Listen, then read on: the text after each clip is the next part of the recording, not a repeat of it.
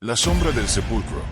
La brisa nocturna de Oaxaca siempre fue cómplice de los murmullos, pero esa noche en particular, en el viejo panteón de San Miguel, era diferente. Un escalofrío que no era del viento, sino de una presencia gélida, recorría las lápidas.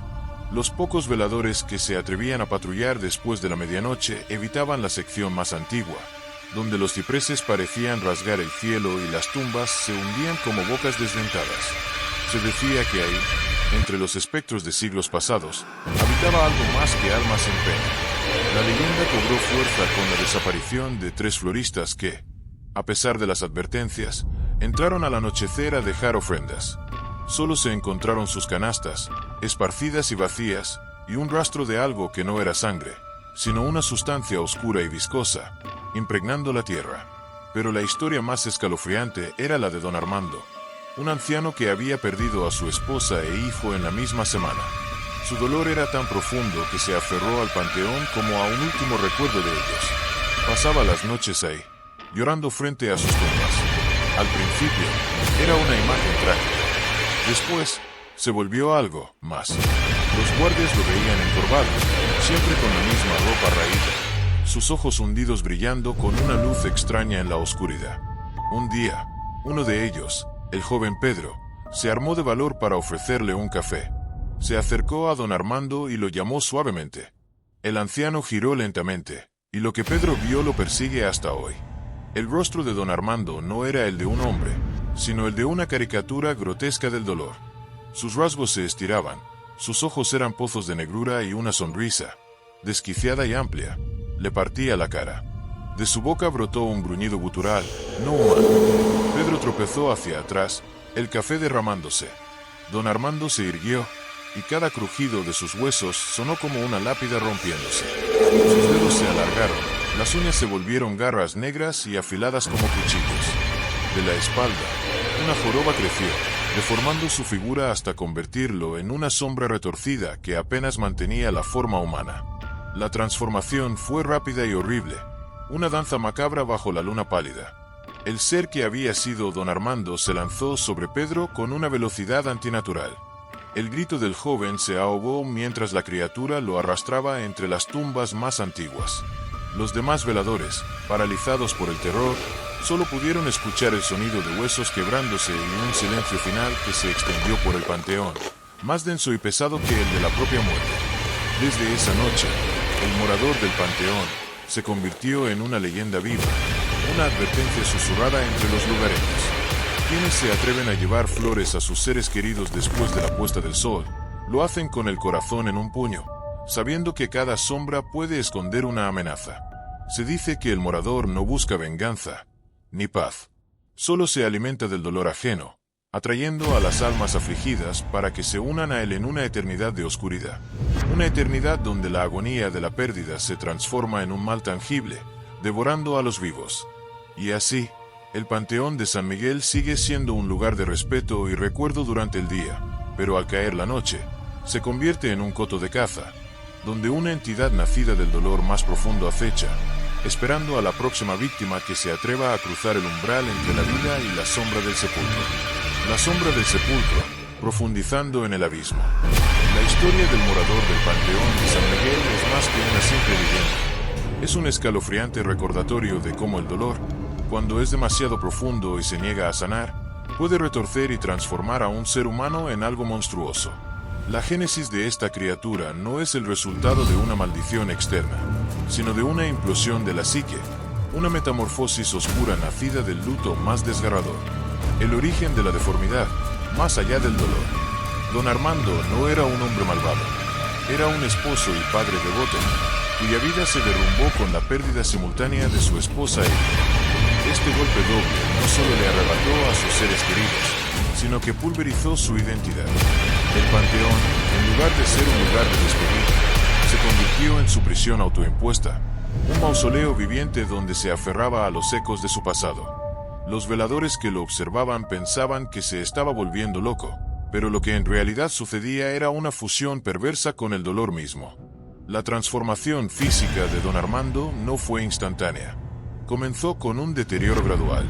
Su piel se volvió cenicienta, Sus ojos perdieron el brillo y se hundieron, como si la oscuridad del panteón se estuviera filtrando en su alma. La joroba no era un accidente, era el peso de su pena acumulándose, deformando su columna vertebral. Sus dedos, alargados y terminados en garras, eran una manifestación de su necesidad desesperada de aferrarse a algo, de arañar la realidad para recuperar lo que había perdido. El gruñido gutural que salió de su garganta no era solo un sonido, era la voz de su humanidad desintegrándose, un lamento ahogado que se había convertido en un rugido bestial. El banquete de la angustia, la naturaleza del morador.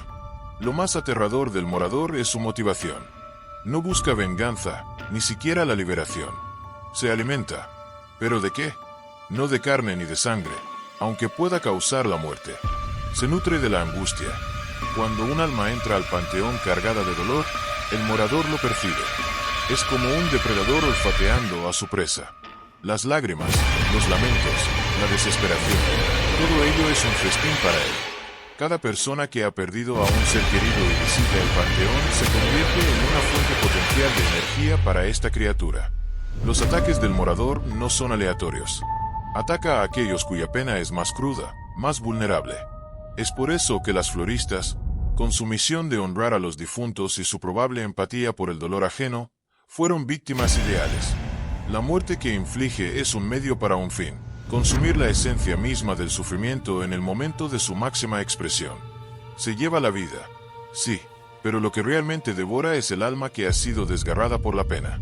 La eternidad de la desesperación, un ciclo vicioso. El morador no solo es una criatura de terror, sino también una advertencia de lo que sucede cuando el dolor no se procesa.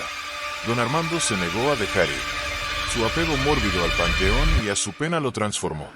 Y ahora, como el morador, perpetúa ese ciclo. Se dice que las almas de sus víctimas no encuentran descanso, sino que quedan atrapadas en un limbo de desesperación silenciosa, contribuyendo a la atmósfera opresiva del panteón, quizás alimentando sutilmente a la criatura que los atrapó. El Panteón de San Miguel no es solo un lugar donde yacen los muertos, es un portal hacia una oscuridad más profunda, forjado por el dolor humano y encarnado en una criatura que es tanto víctima como verdugo. Es un recordatorio sombrío de que algunas heridas, si no se curan, pueden pudrirse y dar a luz a terrores incomprensibles. ¿No te gustaría que profundizara? El Panteón de San Miguel no es solo un lugar donde yacen los muertos, es un portal hacia una oscuridad más profunda, forjado por el dolor humano y encarnado en una criatura que es tanto víctima como verdugo.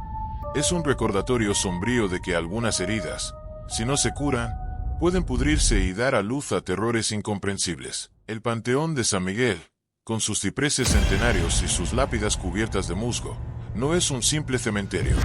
Se ha convertido en un nexo, un punto de convergencia donde el dolor colectivo de generaciones de dolientes ha saturado la tierra.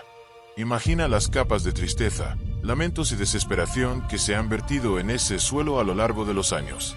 Esta acumulación de energía negativa no ha disipado, sino que se ha condensado, creando una atmósfera opresiva y permeable. Es esta saturación la que transforma el panteón en un portal. No es un agujero físico en el espacio, sino una fisura etérea que delimita el velo entre el mundo de los vivos y el de las emociones más oscuras. Cuando don Armando, con su dolor inmenso y sin profesar, se sumergió en este ambiente ya cargado, fue como si una llave encajara en una cerradura. Su sufrimiento no solo lo carcomió, sino que resonó con la energía latente del panteón, abriendo la puerta a una transformación inimaginable. La oscuridad no vino de afuera, ya estaba ahí, esperando un catalizador, y el dolor de don Armando fue ese detonante. El morador, víctima y verdugo, un ciclo sin fin. La dualidad del morador como víctima y verdugo es el corazón de su horror. Como víctima, don Armando sufrió una pérdida tan inmensa que su mente no pudo procesarla. Se aferró a su dolor, lo nutrió y permitió que lo consumiera por completo. Su transformación no fue una elección consciente, sino la consecuencia de una herida no sanada que se gangrenó hasta volverse monstruosa. Es una manifestación física de lo que sucede cuando el luto se convierte en una enfermedad del alma. Su existencia como el morador es una tortura perpetua, una sombra que vaga sin descanso, atrapada en el mismo ciclo de sufrimiento que lo creó. No hay paz para él, solo la eterna agonía de su origen. Pero también es un verdugo implacable. La criatura que fue don Armando no solo se alimenta del dolor, sino que lo propaga. Al atacar a aquellos que visitan a sus seres queridos, el morador no solo sacia su hambre, sino que roba la posibilidad de un duelo sano. Interrumpe el proceso de sanación, transformando la pena en terror puro. Las almas de sus víctimas, robadas en su momento de mayor vulnerabilidad, no se disipan. Se suman a la energía oscura del panteón, alimentando el portal, en última instancia, al morador mismo. Es un ciclo vicioso. El dolor engendra al monstruo, y el monstruo engendra más dolor, creando una espiral descendente de desesperación. Esta dualidad es lo que hace al morador tan aterrador. No es un demonio caprichoso, es un espejo deformado de la propia humanidad, un recordatorio de que las heridas internas, si no se enfrentan y se sanan, pueden corroer el alma y dar a luz a algo verdaderamente maligno.